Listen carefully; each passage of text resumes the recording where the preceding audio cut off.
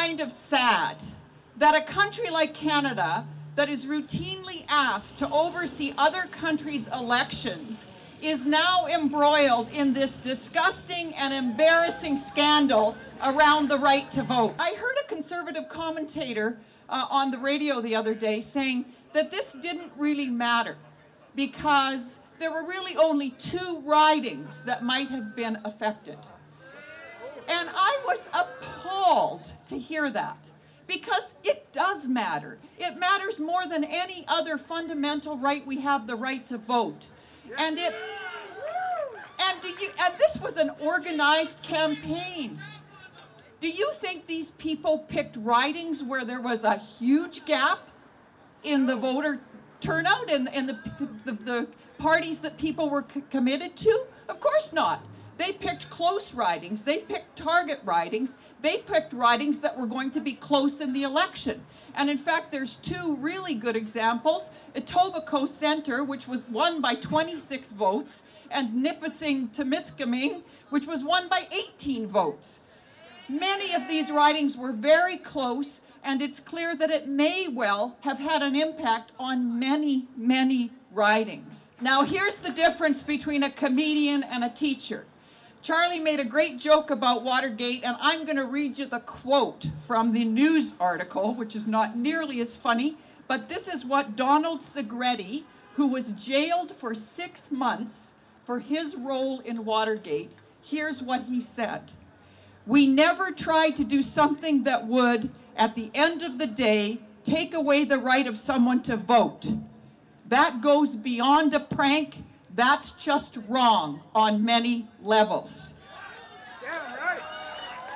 That's the voice of someone jailed for his participation in the Watergate scandal. I want to connect one dot. I want to connect this to the Charter of Human Rights and Freedoms in Canada. We're about to celebrate our 30th anniversary of the Charter of Human Rights and Freedoms in April this year. You know, our charter, when the Liberals were bringing it in, it was seen to be something radical. Now it's mainstream. We count on it. It's part of who we are as Canadians. It's part of why we're proud to be Canadians. It's part of why it's legal and it's celebrated to marry someone of the same sex. That's all part of the Charter of Rights and Freedoms. But one of the biggest freedoms that we have in Canada is the right to vote. And that's your right. It's the one thing that sets Canadian citizens apart from people who are not Canadian citizens. The one thing is the right to vote for your government. And I just want to reflect on where I'm standing and where we're standing right now. We're in front of the cenotaph. What was the First World War about? It was about peace, democracy, freedom, and the right to vote. And on the side of the cenotaph it says, is it nothing to you? Is the right to vote, is your right, is it nothing to you? And I say that not to you here, I say that to Canadians that haven't been paying attention yet. Is that right? To cast a ballot for your government, is it nothing to you? I want to start with the way this Prime Minister was elected. He got his majority with less than 40% of the vote, right? That's 4 out of 10, okay? 4 out of 10, mathematically speaking, is not the majority of numbers between 1 and 10. That's simple math. Coincidentally, 4 out of 10 is a failing grade on a math test. Furthermore, 4 out of 10 is a losing, and I'll repeat, losing, road trip for a hockey team. And finally, 4 out of 10 is literally not enough dentists to credibly recommend you a tube of toothpaste. So, if 4 out of 10 isn't good enough for toothpaste, should it be good enough to run our country? So there's some conservatives in the media saying, well, what impact did these calls really have? That's not the point. Do you remember a guy named Ben Johnson? Some of you might be too young to know this man. He was an Olympic athlete who in 1988 won Canada a gold medal in the 100-meter dash, right? After it happened, they did a drug test and found out he was on steroids. Now, when that came out, Ben Johnson didn't get to call a press conference and say, okay, I mean, guys, really, how much of the muscle mass in these legs is a result of the steroids that I took? I mean, do we really know what impact these steroids had on my physical ability? No, they took his gold medal away because he cheated. Cheating is a violation of our trust. And right now, considering the scale of the problems that we face as a country and a planet, quite frankly, to me, trust is the rarest commodity we have. Now, how have the Conservatives responded to this? To their trust disappearing? They've said, okay, I mean, can you prove that I'm not trustworthy? That's not how it works. You don't get trust by default, not being able to prove that you're not trustworthy. That makes no sense. You earn trust. You have to earn it. So here's how the Conservatives earn trust starting right now. A full, public, accountable inquiry to actually get to the bottom of this. You can do that at leadnow.ca. You can support that with almost 40,000 people who already have. The reason we need the public inquiry is because, frankly, a lot of us don't trust Elections Canada. And I'll tell you why. The Conservatives cheated in the first election. They overspent by millions. And 5 years later, Elections Canada investigating, 5 years in the court, you know what happened? A $50,000 fine and all the charges dropped. $50,000 on a couple million. That is not legal punishment. That is a crappy tip at a restaurant. Okay? That is them saying, hey, we're really thankful for how graciously you allowed us to cheat during this election. Here's a little something for you. Okay? That's why we don't trust Elections Canada. And frankly, I'm really inspired by how many of you came here. But the truth is, we need more of you, and we need more from you. And the reason is, there aren't many electoral frauds that happen where the courts bring the justice. If you look at it in history, it doesn't happen. My mother is from the Philippines. In the last 30 years, 3 times we've had to overturn governments due to election fraud, okay? The first 2 times, we just celebrated the 26th anniversary of the peaceful Yellow Revolution in 1986. That was overturning a government with millions of people in the streets who had stolen an election. In 2000, you had to do it again. Millions of people in the streets to overturn election fraud. And after all that work, you know what they earned? In 2007, when the president committed fraud again, they had finally created the culture of accountability. That president was arrested and put in jail.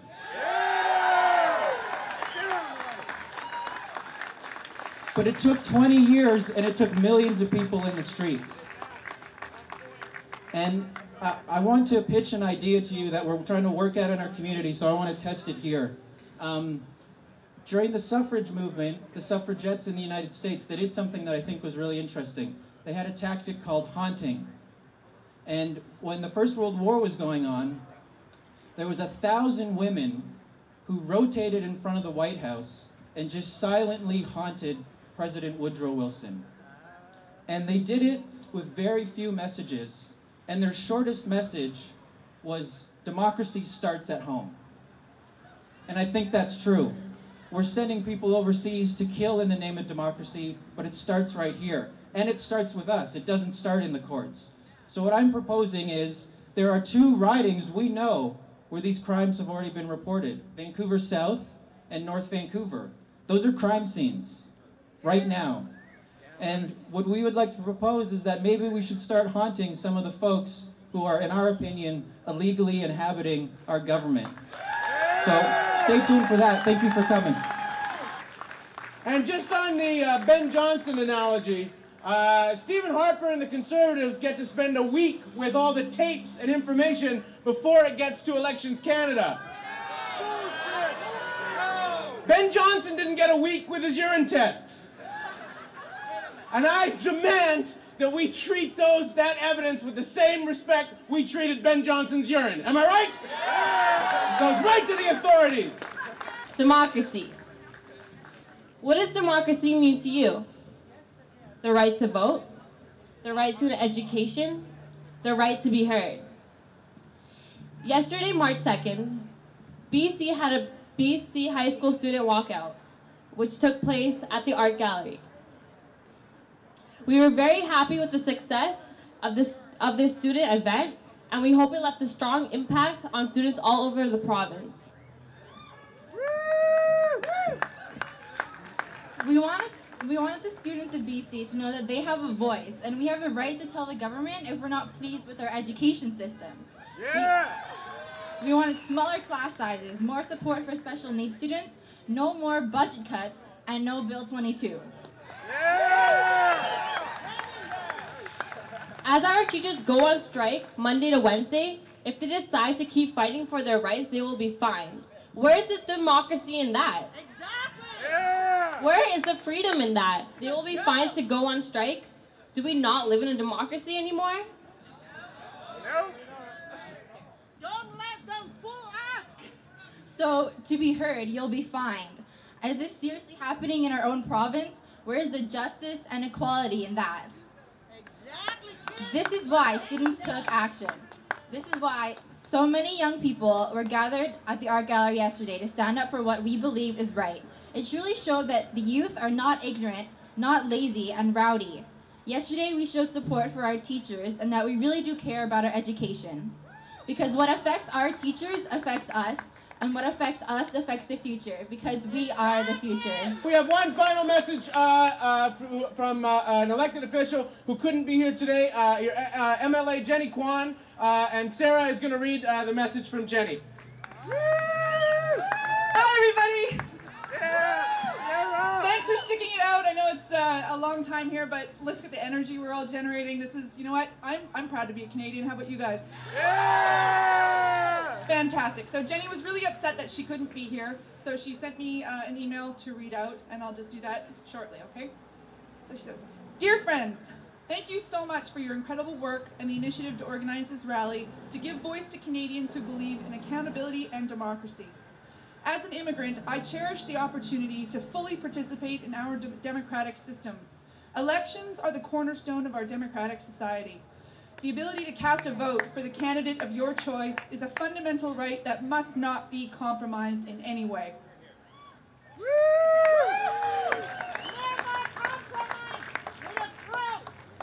I, like you, am shocked and dismayed at the reports of electoral fraud and misinformation spread through robocalls. Yesterday, I heard on the news that to date, Elections Canada received 31,000 complaints about robocalls. It is unbelievable, and I cannot underscore the seriousness of this situation.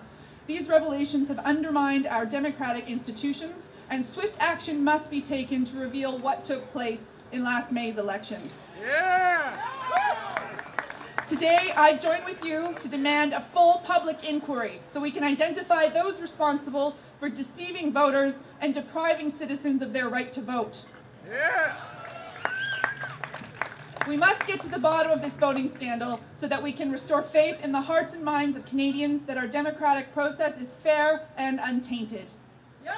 With warm regards, Jenny Kwan, MLA, Vancouver, Mount Pleasant. Thank you. That was Sarah Bueller with Jenny Kwan's message. The rain has started, and that means that it's time for us to wrap things up. But just for today, are you gonna stay angry about this? Yeah! Are you gonna keep organizing about this? Yeah! Can Stephen Harper rest easy tonight? Yeah! Can Stephen Harper rest easy tonight? Yeah! That's right. Thank you very much, everyone, for joining us. Stay tuned. Please keep plugged in. There will be more actions on this. There will be more action for you to take. Please keep doing actions on your own and keep fighting for your vote. Thank you.